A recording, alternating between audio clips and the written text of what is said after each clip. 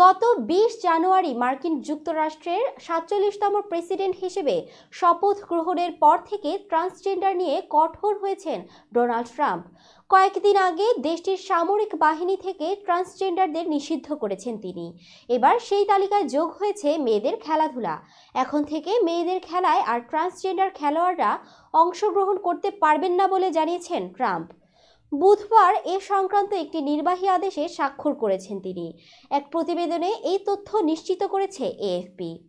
শিক্ষা খাতে 1972 সালের প্রণীত লৈঙ্গিক বৈষম্য দূরীকরণ আইনের কথা উল্লেখ করে ট্রাম্প বলেন, আমরা করদাতাদের কাছ থেকে ডলার গ্রহণকারী প্রতিটি বিদ্যালয়কে নোটিশ দিচ্ছি, যদি আপনারা নারীদের খেলার দলে পুরুষদের নিয়ন্ত্রণ করতে দিতে চান এবং আপনাদের লকার রুমে প্রবেশ করতে দিতে চান, তাহলে আপনাদের বিরুদ্ধে টাইটেল 9 লঙ্ঘনের তদন্ত করা হবে। কেন্দ্রীয় তহবিল পাওয়া ঝুঁকিতে পড়বে। নারীদের খেলায় ট্রান্সজেন্ডার অ্যাথলেটদের নিষিদ্ধ করেই ক্ষান্ত হচ্ছেন না ডোনাল্ড ট্রাম্প, বরং 2028 সালে লস অ্যাঞ্জেলেস অলিম্পিকের আগে সার্বিকভাবে নারীদের খেলা থেকে ট্রান্সজেন্ডার অ্যাথলেটদের নিষিদ্ধ করে দেওয়ার জন্য আন্তর্জাতিক অলিম্পিক কমিটির ওপর চাপ তৈরির পরিকল্পনা করছেন মার্কিন প্রেসিডেন্ট বলেন, আমরা চাই তারা অলিম্পিকের সঙ্গে সম্পর্কিত ও পুরোপুরি হাস্যকর এই বিষয়ের সঙ্গে সম্পর্কিত সবকিছু বদলে ফেলবে।